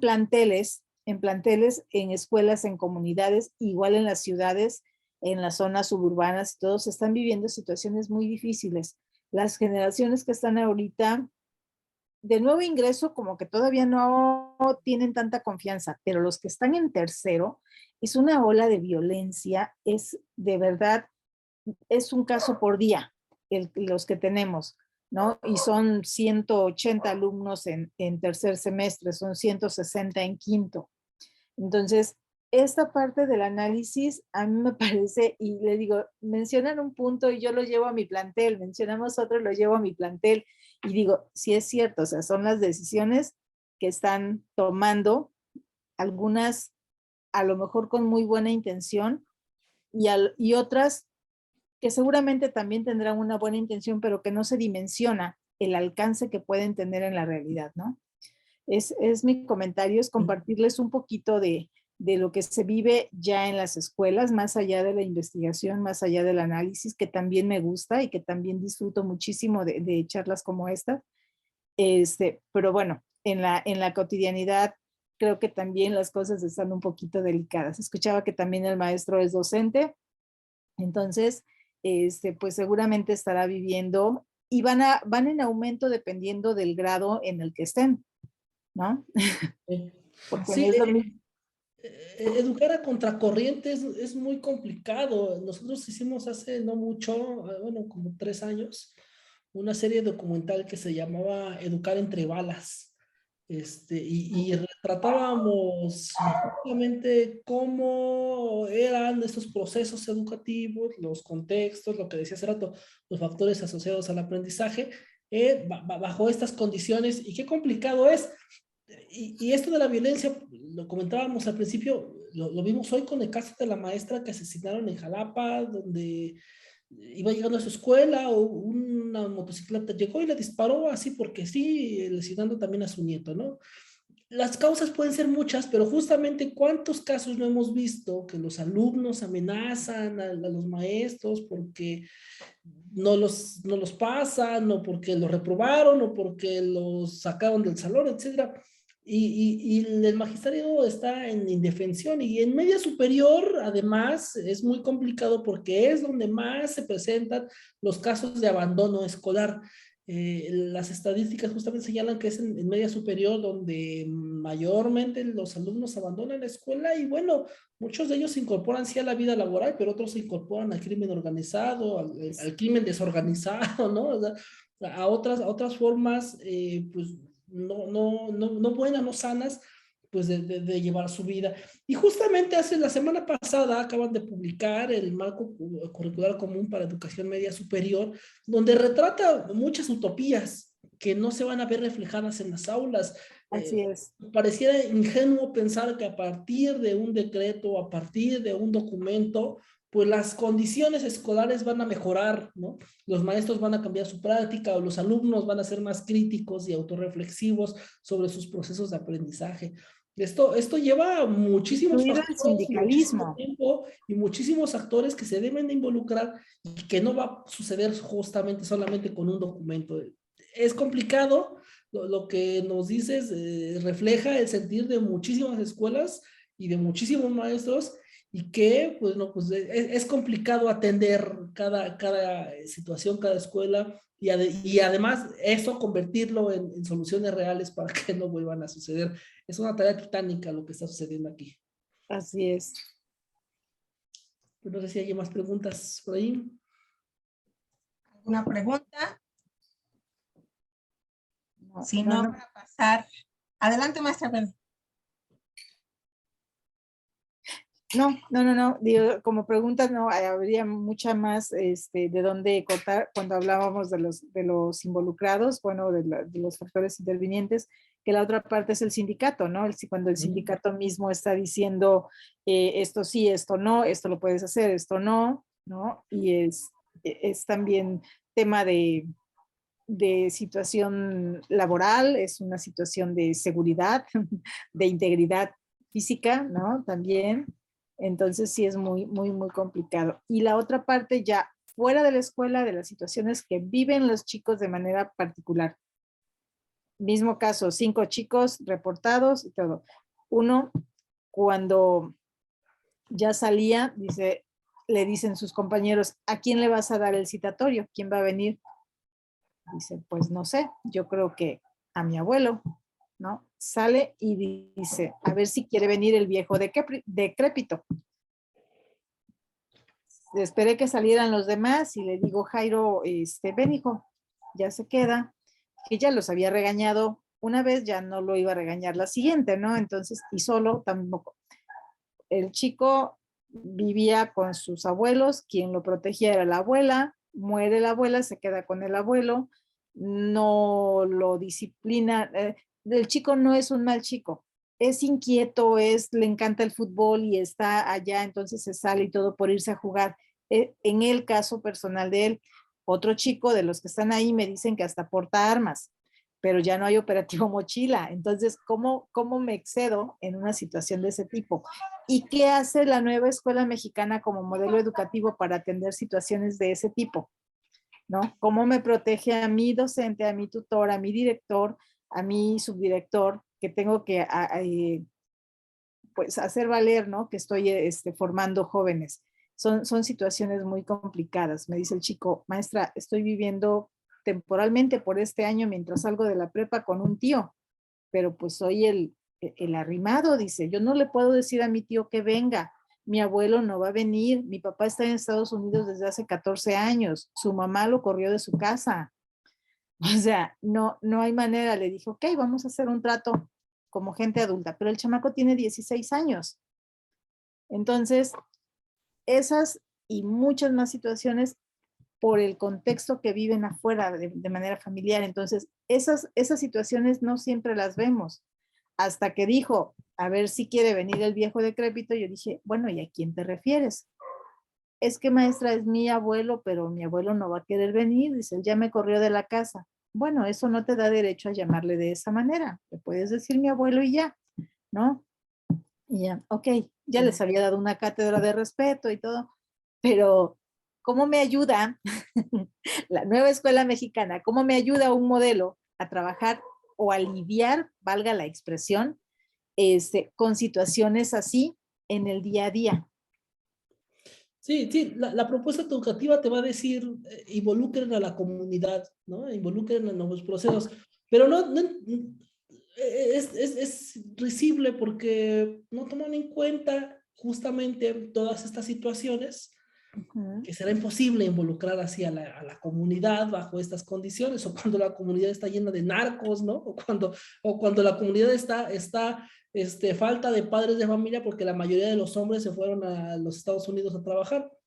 Es otra vez caer en lo mismo, en la estandarización de los procesos educativos, y que difícilmente hay mecanismos que contextualicen justamente pues esto que está pasando, y que a partir de aquí pues surjan propuestas educativas que impacten positivamente en las comunidades escolares.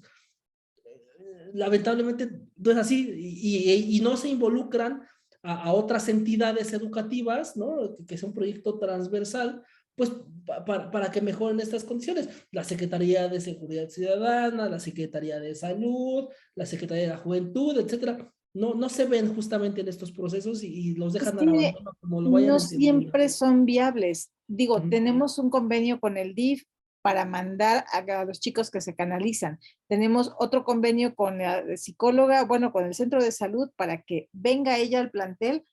Por aquellos chicos que no están dispuestos a ir, que vengan al plantel, le asignamos un cubículo y ahí atiende. Pero hay chamacos que salen en 15 minutos y me dice, es que no quiere hablar, ¿no? No quiere. Y va, bueno, es que todavía no toma confianza. Mañana otra vez o dentro de una semana. Ok, va y tarda 20 minutos, ¿no? Y el chamaco no se abre, no suelta, no nada, pero afuera pues ya se peleó, afuera ya están viviendo situaciones que para ellos es broma, pero a lo mejor una situación así de llevarse pesado lo hubiéramos visto hace 25, 30 años o cuando nosotros, bueno, yo estábamos en la prepa, ¿no? Ustedes son más jóvenes, pero un casco de motocicleta le ponen a alguien de sorpresa y lo agarran a pambas, así. ¿Cómo queda el otro? Y yo, Dios de mi vida, ¿qué hago contigo? ¿No? Situaciones así. ¿Y cómo involucro a otras instancias en ese momento cuando estamos en una comunidad que la ciudad más cercana está a 40 kilómetros, por ejemplo, ¿no? Para que me vaya a atender. Ahorita estamos invitando a gente de la Fiscalía para que nos vaya a dar clases, no, conferencias sobre los efectos del acoso escolar, las consecuencias que puede tener el acoso y cómo se vive el proceso, ¿no? Para que si alguien va a incurrir en un acto, que sepan que ya no se le va a dar un tratamiento como menor de edad dentro de la escuela, o que lo voy a expulsar y ya. No, de entrada ya no lo puedo expulsar. Otra, que va a ser tratado como adulto a través de un proceso penal y demás, pero pues al menos estamos tratando de que estén conscientes, de que sepan, que tengan la información, para que no al rato digan, es que yo no sabía. Y pues como soy menor de edad, ¿no? Entonces, bueno, es mi compartir, es mi catarsis de la tarde. Muchas gracias por escucharme. No, sí, es que acompañada de esa violencia escolar, ¿no? Que se vive en tierra, pues se le suma la violencia estructural del sistema que no ayuda muchas veces en estos procesos y que los deja o nos deja en la indefensión y de no saber qué hacer. Vaya que es muy complicado y nos llevaría toda una tarde estar platicando sobre esto. Así es. Ahí, Les cedo la palabra a Efraín y nos vamos al cierre de esta aula de tacita de café y pues adelante, Efraín. Sí, Soco, gracias. Ahí, complementando lo que decía la maestra Rosibel, sin duda, parte de los entornos hoy en día es una problemática grande a nivel nacional. Sin embargo, podemos encontrar muchas áreas de oportunidad. Le puedo compartir que en algunas partes de la República donde hemos estado trabajando, se hemos implementado varias políticas y recordaba lo que decía el maestro Eric, ¿no? Debemos tener una política robusta que pueda impactar varias áreas. Como por ejemplo, anteriormente la gente, había mucha gente mencionaban que había mucha gente o mucha gente pobre, ¿verdad? Que no tenía recursos para accesar a la alimentación básica. Entonces, en algún momento el gobierno implementó los comedores comunitarios. Pero al rato tenemos un problema de sobrepeso, porque lo que daban los comedores comunitarios no era, pues digamos que lo mejor. Entonces, ahí es un claro ejemplo de una política que no está hermanada, que no va en el mismo sentido y con el mismo rumbo. En ese mismo sentido hablo en el aspecto educativo. Menciona usted, me llamó mucho la atención lo del entorno, ¿no? La parte que pudiera estar fuera del proceso educativo, pero que impacta de lleno a las escuelas, ¿no? Bastante. Entonces, aquí yo me encuentro en el estado de Coahuila, lo que hemos implementado es precisamente eso, tratar de impactar en un plantel de manera conjunta varias instituciones, tanto instituciones de seguridad como instituciones de PRONIF que protegen a los menores de edad, médicos, enfermeros, abogados, fiscalía, y hacer una intervención que esa intervención viene durando prácticamente hasta una semana. Entonces, digámoslo, se traduce en un taller en el cual el alumno es sometido, en primera, a conocer todas las funciones que realiza cada institución y en segunda, hacerle conocer las consecuencias de los actos que pueden tener. Estamos hablando que ya es de un bachillerato en donde ya tienen conciencia de lo que hacen, lo bueno y malo, y sobre todo el entorno en el que se desarrollan. Aquí el ejemplo que les mencionaba es que en Coahuila es el tercer estado más seguro de la República Mexicana. tiene que ver con un proceso que vieron en 2014 en donde la delincuencia organizada estaba a su tope. Aquí eran enfrentamientos, yo radico en la ciudad de Monclova, el dato más reciente es 2014, un enfrentamiento de 4 horas en pleno bulevar principal. Esa era la magnitud del escenario que había en Monclova. Hoy en día se vive un ambiente de calma y parte de los procesos que hemos implementado con las decisiones educativas es, uno, la cercanía con las autoridades de seguridad; 2, la implementación de los talleres; 3, el mejoramiento de las escuelas. En este caso hay que embellecerles el entorno. 4, los operativos alrededor de las instituciones, como por ejemplo lo que es la deschatarrización. Muchos vehículos que había fuera de las colonias, pues que obviamente son de autopartes que se roban de los vehículos. Todo eso que tiene que ver con la mejora de los entornos. Y por último, el tratar de inculcarle otra ideología al alumno visitando otras instituciones, en este caso de ejército, incluso hasta visitas culturales, ¿no? Se entiende la problemática que se vive en el país, pero no hay peor esfuerzo que el que no se hace. Es lo que le puedo compartir, maestra Rosibel, es un trabajo que se viene haciendo aquí, que incluso también lo realicé en el estado de Morelos. Ha dado buenos resultados, es difícil, es titánica la labor, pero creo que se pudiera tomar algo de ahí. Sí, tenemos algunos indicios ya. Tenemos por ahí trabajando al interior, como yo les digo, terapia ocupacional, un jardín, un espacio destinado para un jardín de polinización, ¿no? Para que se mantengan dentro de unas capacitaciones. Tenemos el convenio con el DIF, con el Centro de Salud para charlas, con el Seguro Social para charlas con los médicos y demás. Estamos en convenio, en pláticas con la Fiscalía. Tenemos por ahí también por la parte cultural, charlas con Fátima del Ángel, la primera alpinista mexicana en llegar al Everest, acaba de ir, ella es de la región, entonces le estamos pidiendo el apoyo. Estamos a lo mejor no con el mismo alcance, porque repito, es una cabecera municipal pequeña y tenemos gente de comunidades de la zona rural, entonces sí hay algunas limitantes, ¿no? Y pues ahorita con la presencia ahí acaba de pasar una balacera, me dijo la maestra, hoy es miércoles, el lunes en la tarde, como a las 6 de la tarde, empezaron a correr la voz, cierren todo porque hay grupos armados en movimiento, entonces o se dedican a cuidar esa parte o atendernos. Siento que estamos como que ahorita, como que se mueven estas olas, se están moviendo ahorita, están en esta región. Acaba de pasar una balacera también, seguramente la habrán visto en las noticias, en la zona de Orizaba, Córdoba, en Veracruz, también terrible. El presidente dice que no pasó nada, ¿no? Pues que ni tan grave fue, ¿no? Tenemos, también colaboro con una escuela normal aquí, tenemos la Fiscalía, la zona de alerta roja, ¿no? Estamos a 2 cuadras. Yo dije, a las 7:30 de la noche salen mis alumnos. ¿Qué voy a hacer? Donde pase por ahí un vehículo y una bala perdida, me pasa a traer alguno. Pues háblale a los papás, estamos entre 2.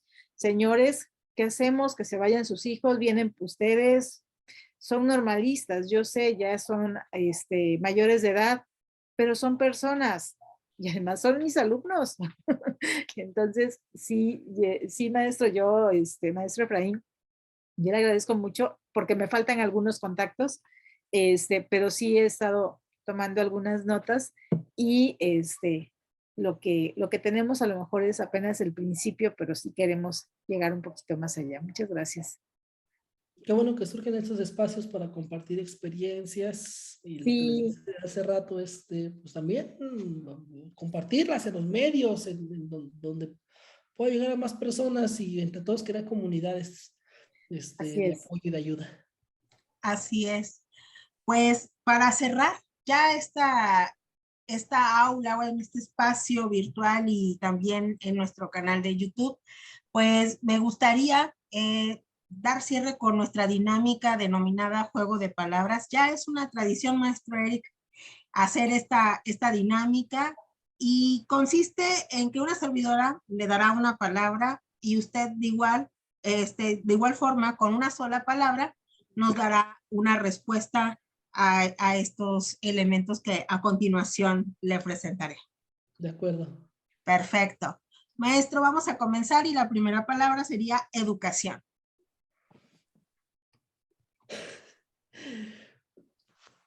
Mejorar. Sistema educativo. Estructura. Instituciones educativas. Oasis. Escuelas normales. Esperanza. Docentes. Fortaleza. Calidad. Excelencia. Excelencia. Pertinencia. Planes y programas educativos. Contextualización. Materiales didácticos. Falta de. Política. Involucramiento. Política educativa. Involucramiento docente, una son dos palabras. Gasto educativo. Aumentarlo. Desigualdad. Erradicarla. Rezago. Erradicarlo. Equidad. Justicia. Por último, inclusión. Aquí quiero usar una frase, como dicen ver. los zapatistas, un mundo donde quepan muchos mundos. Maestro Eric, muchísimas gracias por estar con nosotros en esta emisión de Tacita de Café y compartir su experiencia con todos nosotros.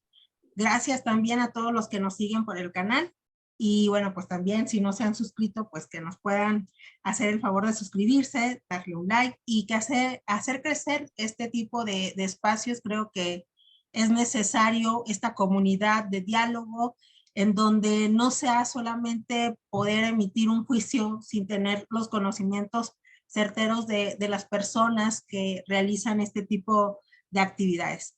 Muchas gracias, maestro. Muchísimas gracias y que tenga buena noche. Gracias, gracias maestro Eric, gracias maestro Socorro. Gusto en saludarles a todos. Maestro Efraín, Igualmente, mucho gusto. muy bien.